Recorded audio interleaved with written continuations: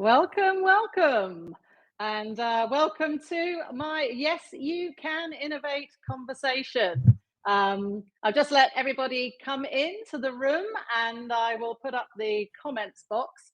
So for those of you streaming in through StreamYard, please do say where you are. That would be fantastic. And say hello in the comment box. And we can sort of comment on that as it comes through. And if you're on LinkedIn Live, well, fantastic. It'd be lovely to see your comments as well later too. So let me introduce myself and today's session. So my name is Natalie Turner, and I am the author of the book, Yes, You Can Innovate. And I'm also the inventor of the 6 Eyes of Innovation. And I have been having some very interesting conversations with different people around the world about their own innovation journeys.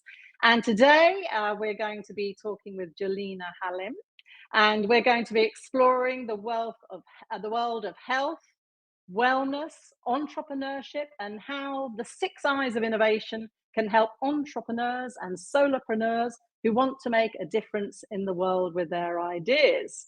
So Julina has a background in human and functional nutrition, pilates and movement rehabilitation and wellness coaching, and behavioural change.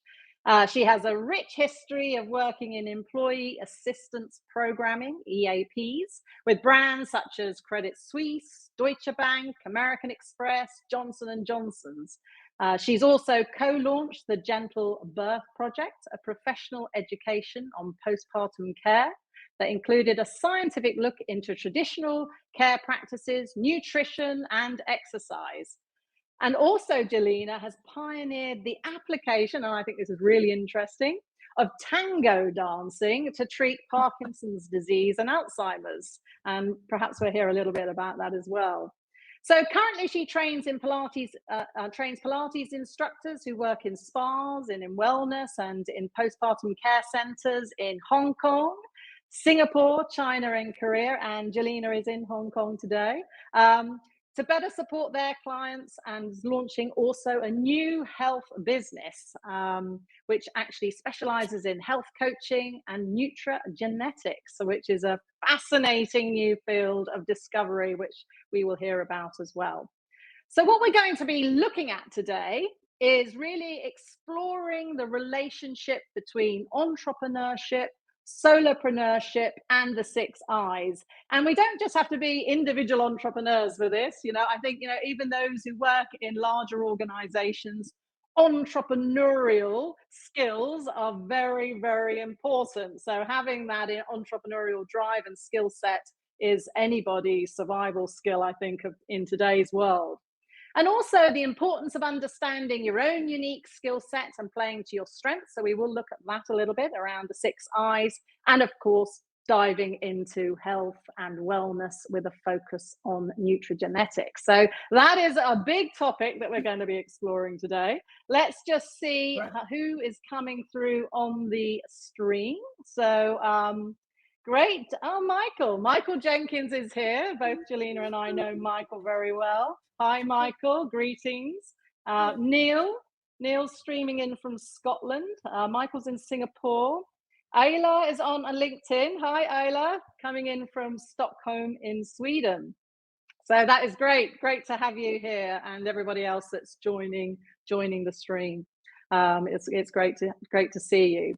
And please do, the way that we will work today's session is we're going to be having a conversation, but if you have, or when you have comments or questions, please do put them in the comment bar, and I'm sure Julina will address them as we go through. So Julina, it's going to be over to you. Oh my. What an introduction. I'm listening to it and I'm thinking, wow, I have done some things in my life. You certainly have, Julina. You certainly have. So tell us a little bit about your early part of your journey. Sort of give us a little bit of context to you. Oh, absolutely. Thank you. Well, my journey started quite young as a teenager with eating disorder. Right. I started off with a child model. I gained weight during puberty. I hated myself, hated how I look. until a day that I was diagnosed, and I had to go through the whole rehabilitation process, hiding it from the school nurse, so nobody had, would have seen that I've been throwing up and things, the whole ordeal. No. So one day I decided that I really just need to figure out how a person can enjoy eating and be healthy. And that's how the journey started. And that started my 25 years in creating health programs. Starting with my first job was the Ministry of Health Singapore. That's where we started creating health programs. I learned how to create public messages, how to reach out to the mass. And from then on, I moved into corporate wellness as early as 2005 or 6, really. And we'll get to talk a little bit about that. At that time, the idea of having in-house or full-time wellness program as part of the employee benefit program was really quite new in Asia. So nobody knew what we were supposed to do, and we just really had to figure it out. So my background, yes, academically, I have a background in public health, human nutrition, and actually I did my grad study in Scotland. So it's really nice to see that someone's from Scotland. Hi, Neil. I do miss the place a lot. So over the years, I'm also a certified functional nutrition practitioner, and that's really when we started to look deeper into personalized health plans, personalized nutrition. Why does one diet work better for a person but not the other, right? And as you mentioned, I do Pilates, I look at rehabilitation, how people move. And then we got into postpartum care. Now we're moving towards future genetic testing, which help us understand even more the individual differences and needs. And that's where we are. So if you look at these pictures, my goodness, oh gosh.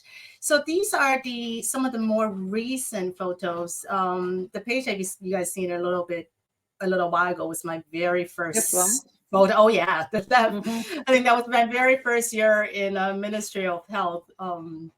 Being a very newbie, a green nutritionist, literally thinking that if I could just keep telling people to eat fruit and vegetables, I could change the world. And then next to that, it's probably fast forward 10 years later when I was a lot more active in different media, in Chinese media in Singapore at the time.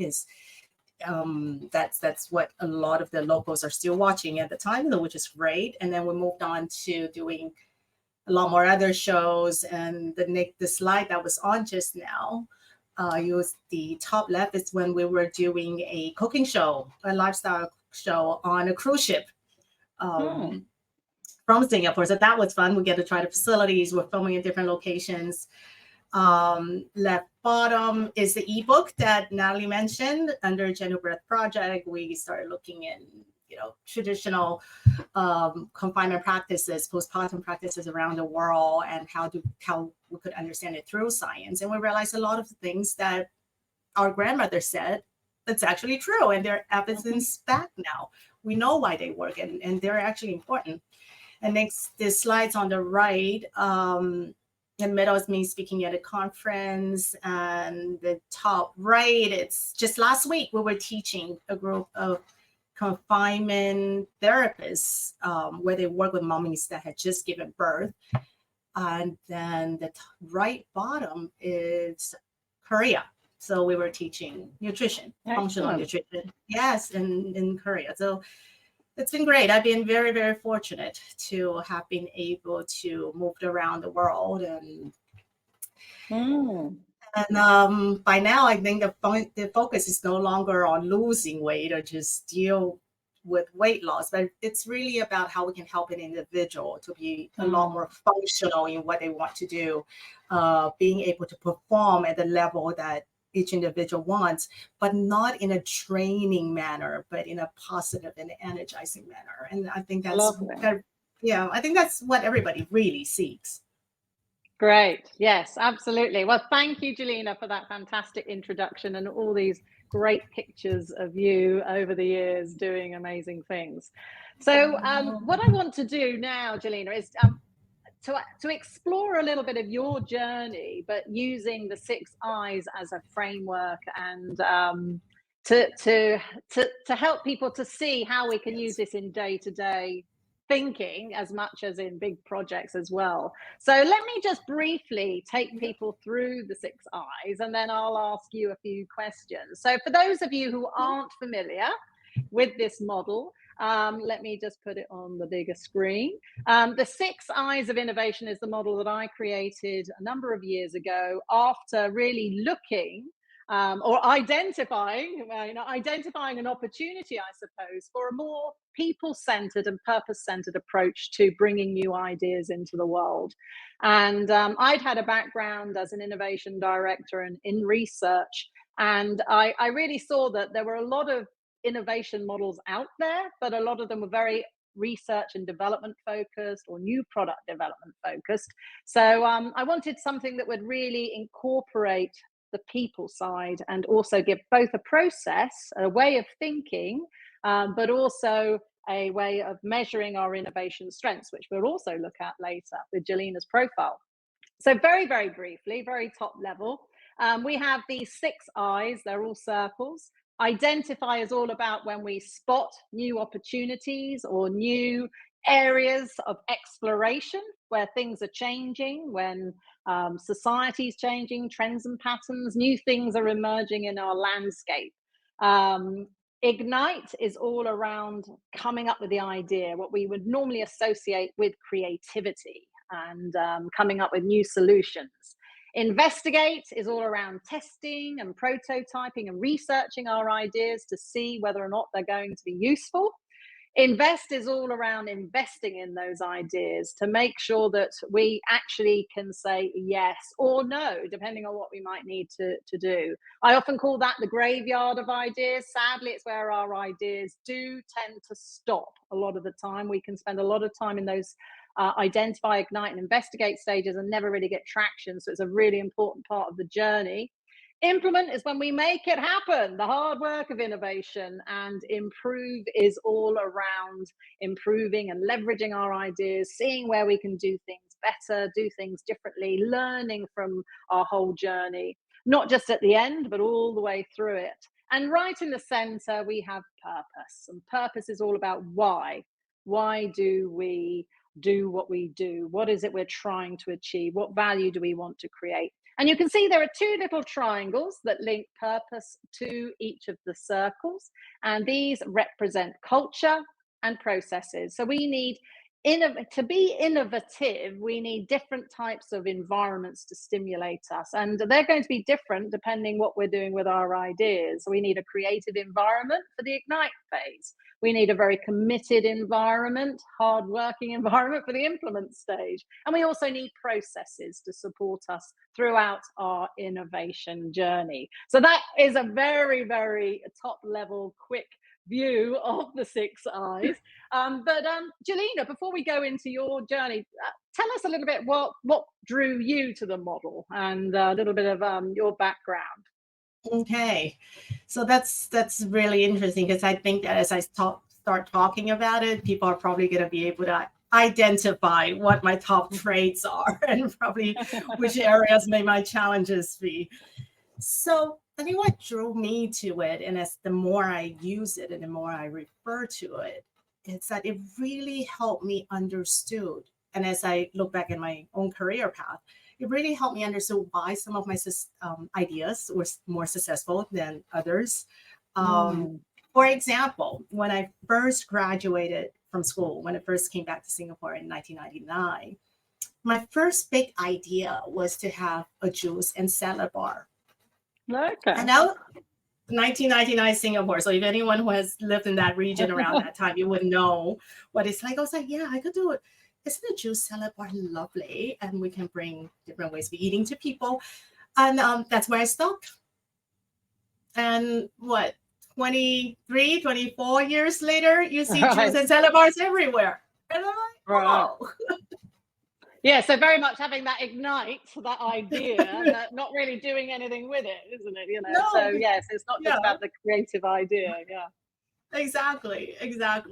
So and as I look back in when I first got my profile and I look back in my entire path, there must have been a reason why I've always landed in roles that are to start a new project, to start a new program, to start a new division, right? And I will be honest, from a lot of the projects that I've started when I was younger, the project continued, but I didn't continue with the project. Right. You were 'Cause more I of a was, catalyst, yeah, to get it going? yes. So I went Yeah. off to launch something new because I kept seeing what else is there I want to bring in. Like, I've done this. What's the things? What can I make this better? What can I bring in to make this different? That's my whole thought process. Yeah. Okay. Okay. Well, let's have a think and a chat about the 6 I's as an entrepreneurial journey then, because it's interesting when we reflect on ourselves. When I left the corporate world back in 2006 and set up the NPO network, I went in search, I went on my journey to look for models and tools that could help people to innovate more effectively, because I saw that there was a gap. I suppose, I identified there was a gap in the market for that type of tool. And that really ignited the idea for the 6 I's, which I then investigated and then, tested and prototyped and developed, and obviously had to invest time and resources into making that happen. A huge amount of implementation. And don't let anybody ever say to you that implementation isn't being innovative, because that is the hard work of making anything happen in life. And then there is that sense of constant improvement. And even today, the improvements continue, and I'm going backwards and forwards and iterating and using the 6 I's daily in how I think about how I create and how I bring new ideas into the world. So how about yourself? Tell us a little bit about, because obviously you were, working a lot in the corporate world, and then suddenly you decided, boom, I know it's time to do something else, time to have a change. Tell us about your journey, with the 6 I's and, reflecting through that lens. Absolutely. I mean, it's really quite a journey. I think when I started in Ministry of Health, I liked what I was doing, but I did feel a little restricted. So in my little head, I was thinking, where else can I do this? Or how else can I do health promotion? But in a setting where it's still somewhat confined, but I have more reign in creating what I feel that can reach these people, that could touch these people. And that's how I sort of like engineered and worked my way through workplace health, because I realized it's not there. It's a right setting where I want to be able to make a difference. So I researched, Googled, and realized, hey, that's an area that's lacking in where I am. So I talked to people, I rang up companies, I went for training and to be exposed to the right group of people and called them up. And that's how I landed up in the job in an EAP company, creating health and wellness programs for their clients. So I ended up being the health director of the company. And that's where I got headhunted into a financial institution to be their in-house health director.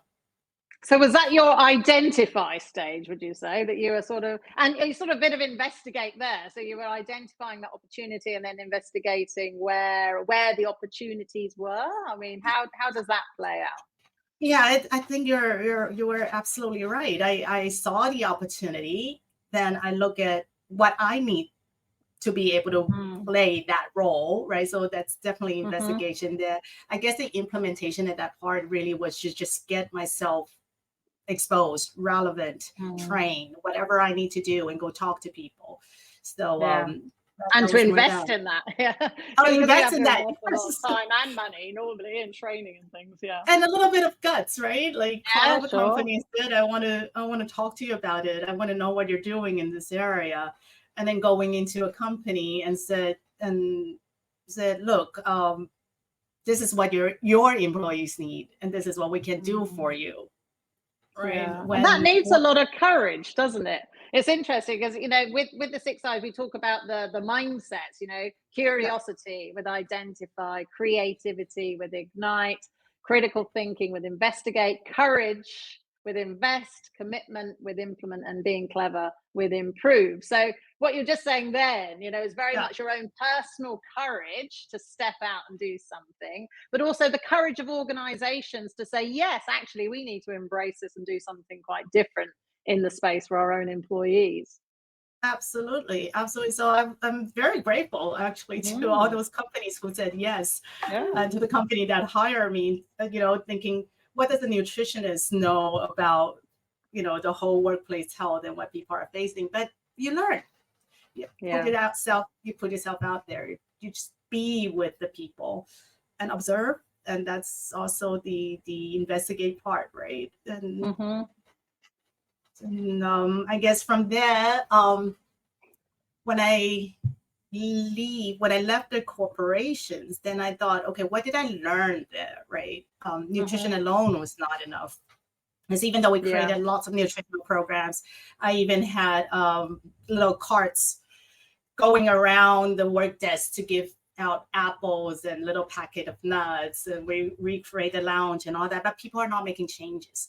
So when I left Right. corporate, then I was thinking, what have I learned there? Why were people are not making as many changes as I like to see? Right. Hmm. Then the next thing I thought about and I looked into is people are in aches and pains. They're going to office, they're not comfortable sitting in their chair, right? They're just back aches, neck pain, whatever, hip pain. And that's when I thought, okay, nutrition, which is a chemical part of the body, is not enough. So I need to understand how the body moves, how the body works, right? And that's how Pilates Right. came into place. So again, brand new world, investigate what do I need to be able to get into that world? What do I need to Hmm. understand?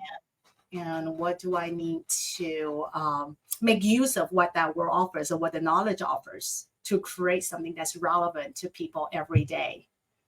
Yeah, yeah, Yeah. absolutely. And it broadens out then that whole concept. And I was just thinking as you were talking, we're talking, we're in 2023 now, and we're talking a Yeah. lot about wellness at work and all, and it like Yes. it's a new thing, but actually there is this whole history over a number of years. It's obviously gone up in huge importance, particularly since COVID, that really propelled the whole sort of wellness and mental health and really looking at our whole total well-being as humans in the workplace.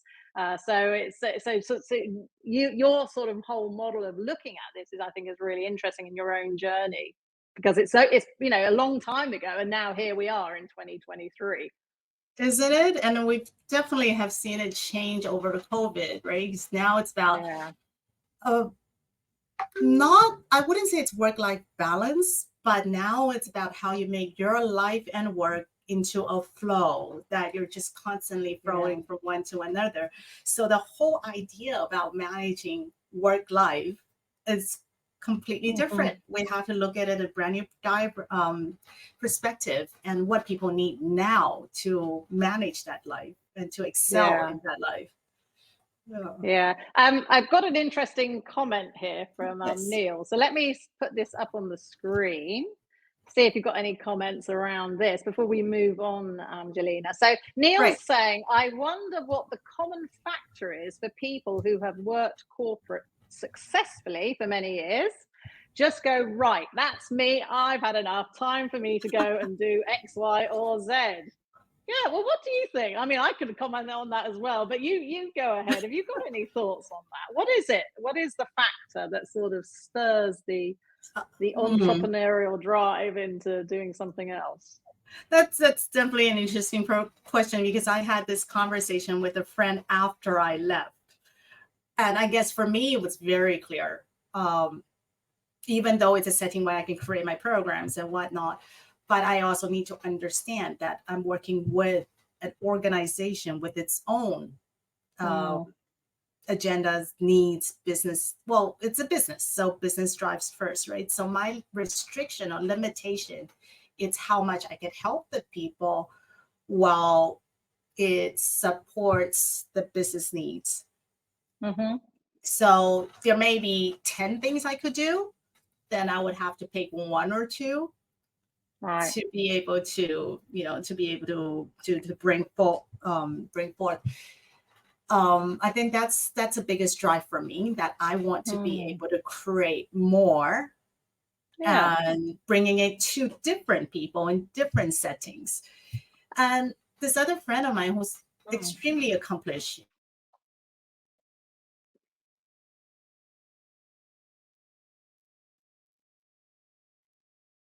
I think we've lost you, Julina. Structured, and I like that. Julina, I lost you for a second there. I know, right? I thought I lost you too. Yeah. Okay. So where did we stop? Last bit. Yeah. Okay. So you were just saying about your friend. Yeah. Yes, I was speaking to my friend, and she has a very accomplished corporate career, and she's very happy in that role. She said it's very structured. I do what I know, and I keep doing what I know. And even there were growth and change, but it's still within that realm, and I'm comfortable with that. Right. And I feel emotionally secured that way. That's interesting. Right. Yeah. But I like what you touched on there about you saw an opportunity to create. You saw an opportunity to create solutions or do something different or do something new. And I was thinking about the same thing for myself when I left. I think it was the same drive. It was like, I see something else, and I don't think actually I have the freedom to create it in the structure that I am. So I need to I need to have that freedom to be able to do it. And in a sense, have that courage to take the risk, to step out of security and to be able to build something new. And off you go. Off you go on that very, a tumultuous journey of change in yourself to do that, to bring it out into the world. Absolutely. I think it'd be really nice now, Julina, to sort of touch on the model that you created a bit. So you were looking a lot at nutrition and also the body and the mind, mental health, and the whole aspect around. So do you want to just tell us briefly around what you've created and what you have brought into the world? Because I think this is really, really interesting. And actually, if Michael is still listening too, Michael, Julina, and I did a whole piece of work for a company in COVID times, looking at innovation, empathy, and wellness together, and using our different models and ways of thinking. So just tell us, Julina, a little bit. Right. This is going to sound interesting for me, or I'm going to say something that may not be particularly innovative, but it's the implementation that should be innovative.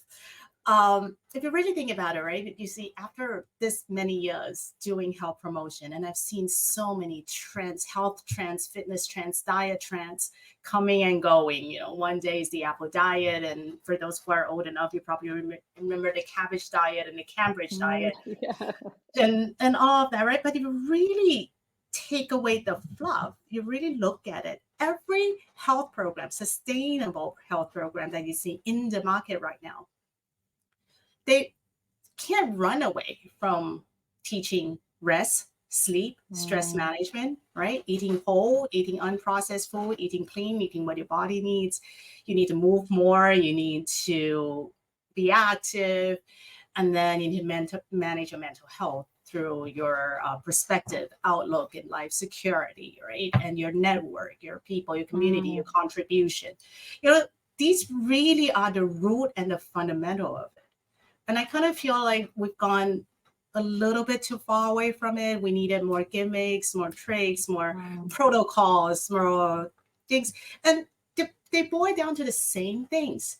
So how about we come back to the fundamentals and make it real in your life?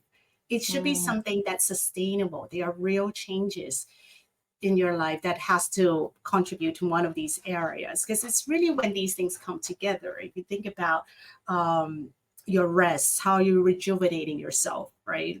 How are you nourishing yourself? We're not just talking about food, but also your heart, your warmth, your soul. How are you feeding that, right? And we also talk about security, financial safety, where you physically are, what your outlook in life, what's your perspective, how do you see the world, and where you are making contribution, how's your attention span, your awareness, all of these things. There's so many things to look into, but how do we help a person create real changes, sustainable changes in your everyday life, not your social media life, not your holiday life, right?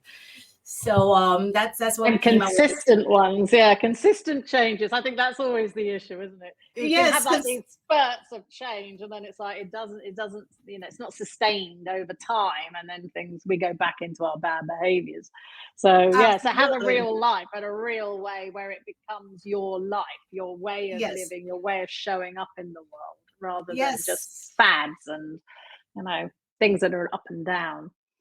That's right. That's why we created this framework, this model, as we Nice. talk to people. And then because you need to get these fundamental, you need to build, may I use the word health resiliency or health behavior resiliency, because things are going to change, right? We're going to get older. Things will happen. Life happens. Yep. Even if you feel great right now, it doesn't mean that things aren't going to change 2 months down the road. So it's building up those skills to navigate between these areas. And that's what's going to make it real. Yeah, I like that very much. Yeah. And so are there ways that you can sort of, advise people, different ideas to help people think about this for themselves? Yeah, well, to begin with, right? And I love this acronym myself because the very first one, REST, that's really is the biggest challenge for very, very many people. Like 9.5 out of 10 people that I meet are telling me they're not sleeping enough. They're not, or they're not sleeping well, right? They're not getting downtime. They're not managing their stress. Their stress level is very high and all that.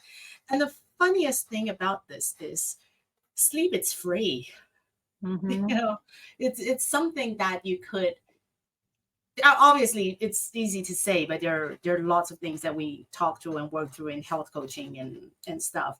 But science has really, really proven the minute you manage your rest, your sleep, your rejuvenation, your stress management, that there's tremendous benefits to the brain, and that affects every other system in the body, and that's going to impact, your eat, your act, your live. So if I were to say anything about it, or if I were to give one piece of advice, is to manage the rest, manage the stress management.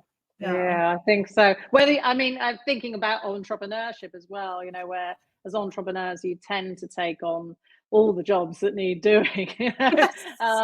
Then you'll squeeze in a bit of rest when you can. And this is a really, really big thing for people who work independently or are solopreneurs, but also, in the corporate world as well, people are taking on too much. We're working globally, global hours, working in the evenings, early mornings. And because of all of that, this whole paradigm of rest is a challenge, I think, for all of us who are working in different ways. Yeah. Yeah, absolutely. And this is when we need to get innovative and creative about how you build that rest into your day, right? How do you build that habit? Because our work schedule have changed tremendously. And not only entrepreneurs these days, corporate people are now working random hours like an entrepreneur may be. So how do you build that in becomes something we need to be creative about. Absolutely. Well, let's talk about that in light of the profile. I mentioned earlier about the profile, the 6 Eyes profile. So I just wanted to show people your profile, Julina, because I think this is very interesting.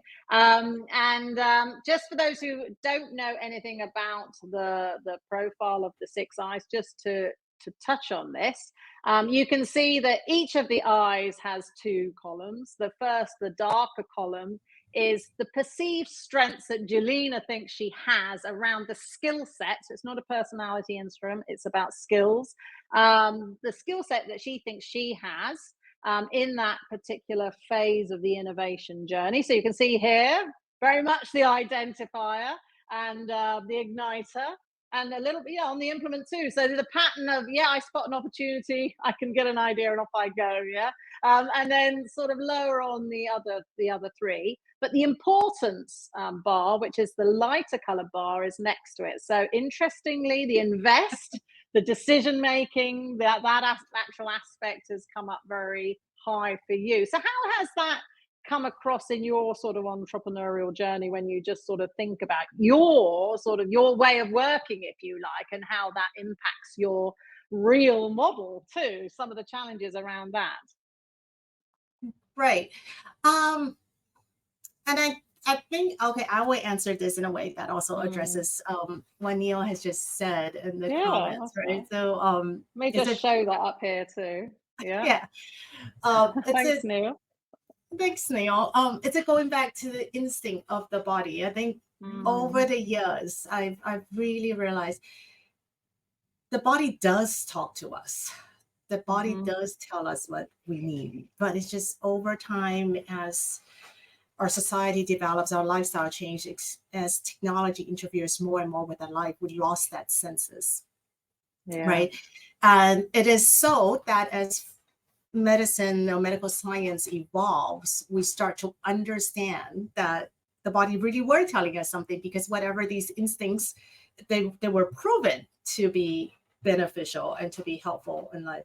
So a lot of this has to do with me constantly seeking and asking questions. I think in my own journey, like why? I kept asking why. And I think that shows up a lot in that whole Ignite identifying, because I just needed to see what else have we not talked about, right? So what else is missing?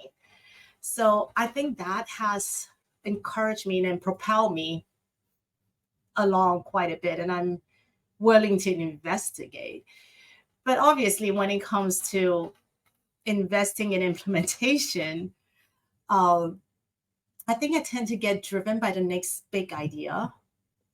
So as I put my new idea, I identified a new opportunity, I investigated and make it happen. And that's it. I get driven into the next new idea.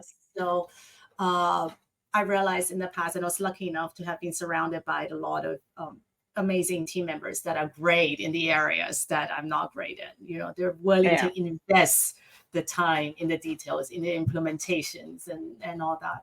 So that was one great learning there, and definitely something I'm taking with me as I move on to get my next project, my new project. Yeah, well, let's talk about that. I was going to say, talking of big ideas, I want to leave a few minutes for you to talk about your new big idea. So I think that's a really good sort of segue into that.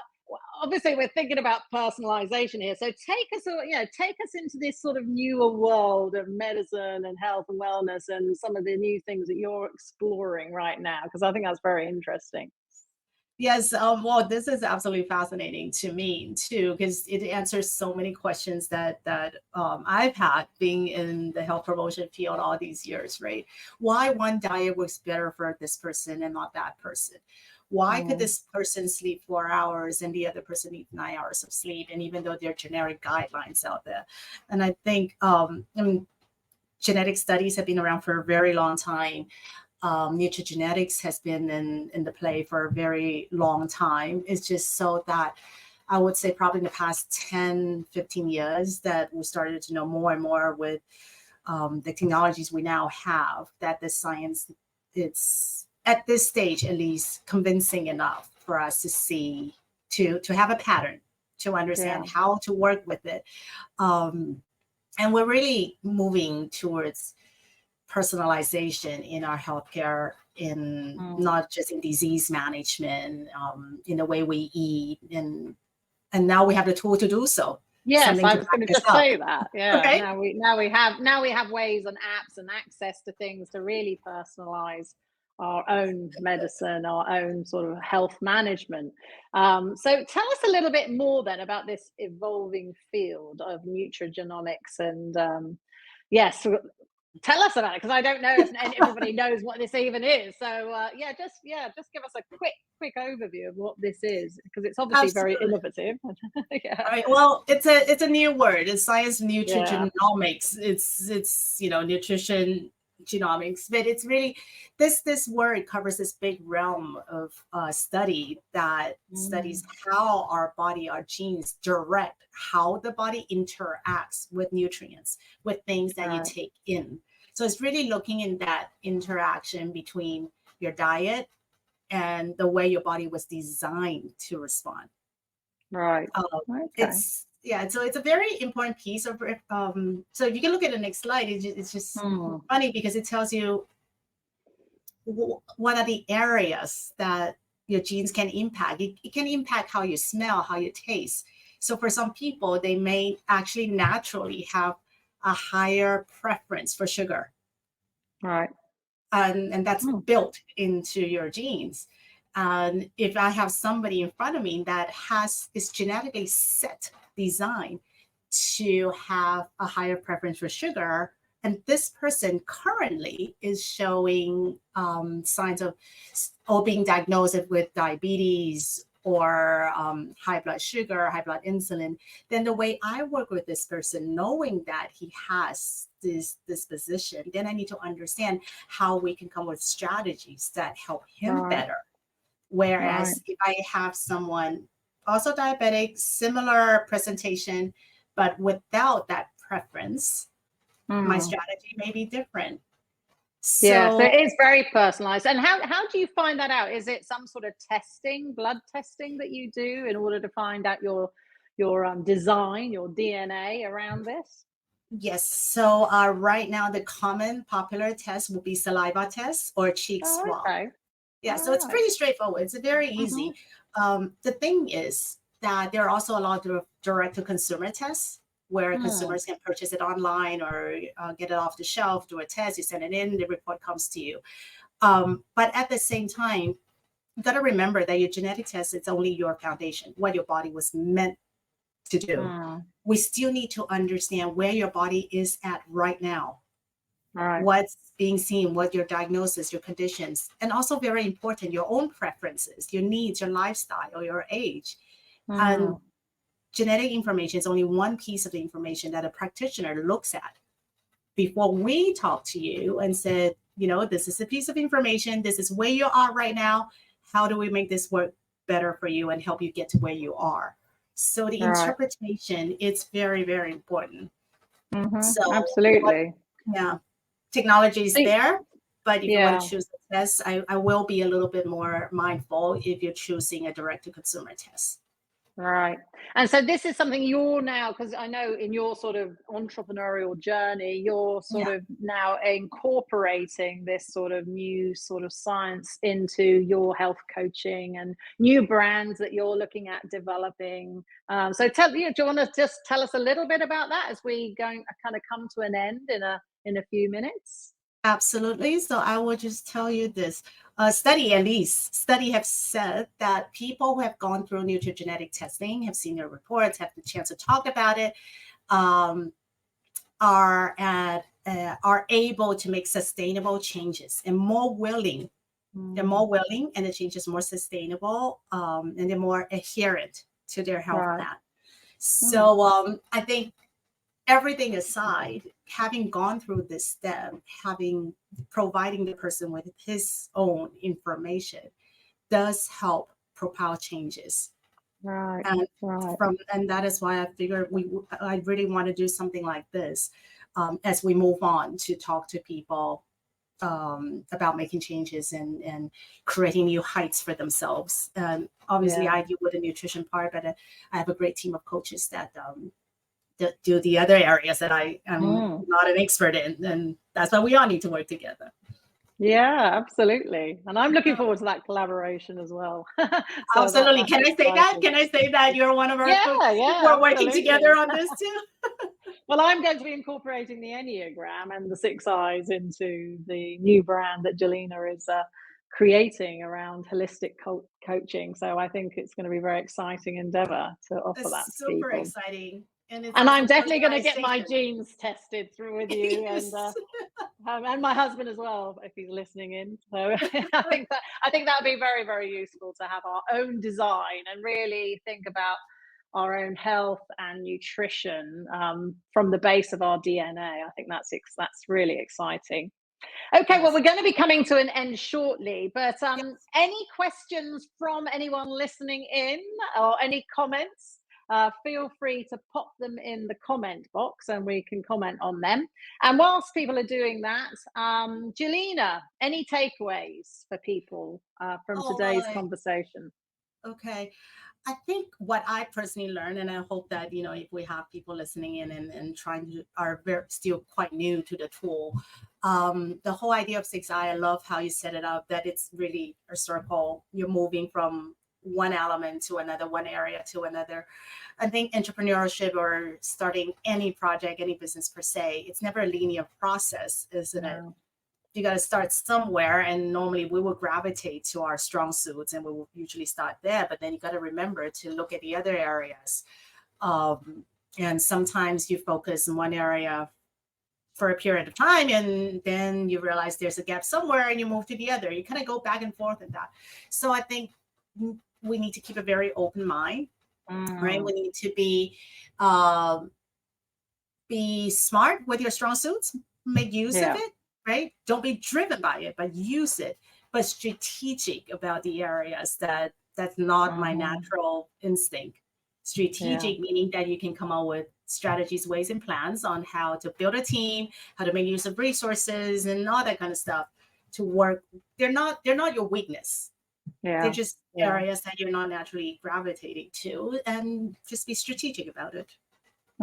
Absolutely. No, that's a really good tip. And I always say, play to your strengths, but never at the expense of what the idea needs to be successful. Because it's no good saying, oh, well, it's just not my strength, and then things fail. We have to find resources, other people, ways, and to be strategic, as you say, to really help our ideas come to life.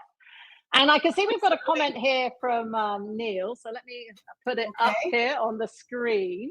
How important do you think environment is to nutrigenomics? Humans are the only animal who live well in the planet's environments, yet each of these environments that they have adapted to will also have had its own naturally occurring foodstuffs. So is migration of people to areas that they're not native to and also importing foods around the world playing a part too? Oh, that's a big meaty subject. Oh my God, I could spend an hour at least talking about this, but let me give you a very quick two-liner because I know we need to end soon. What you're talking about is actually an area that's termed epigenetics. So nutrigenetics talks about how our body was originally designed to process stuff that we're exposed to. But epigenetic is how our environment, how the substances that we're exposed to interferes or influences with how our genes are expressed.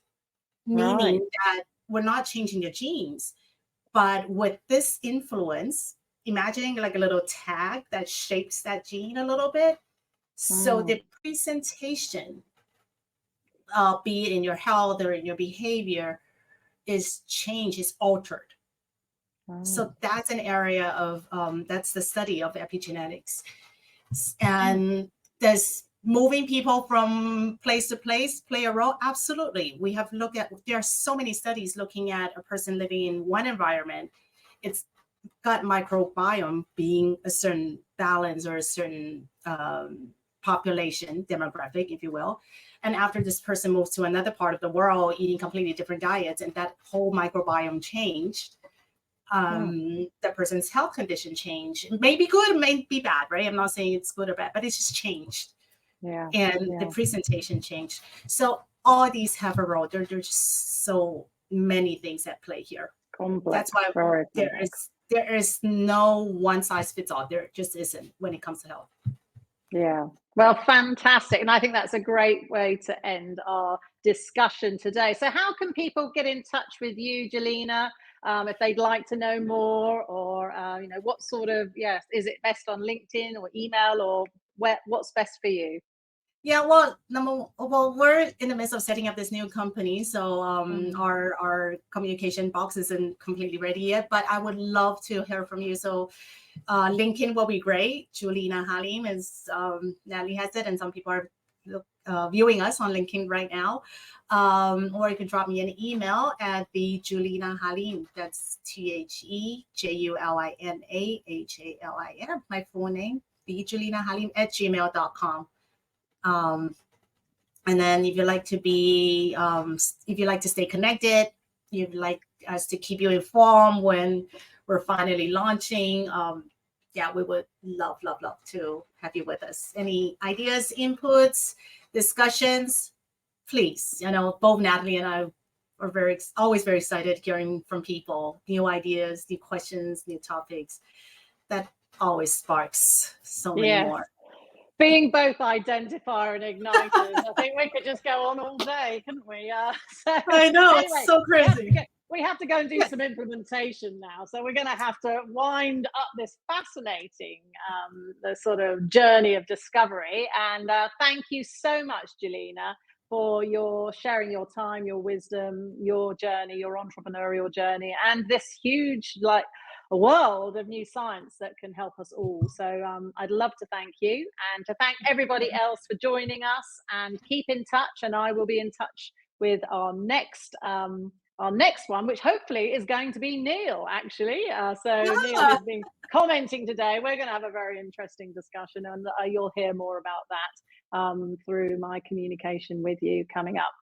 So thank you very much to everybody for joining, and thanks again, Julina. And we will be in touch.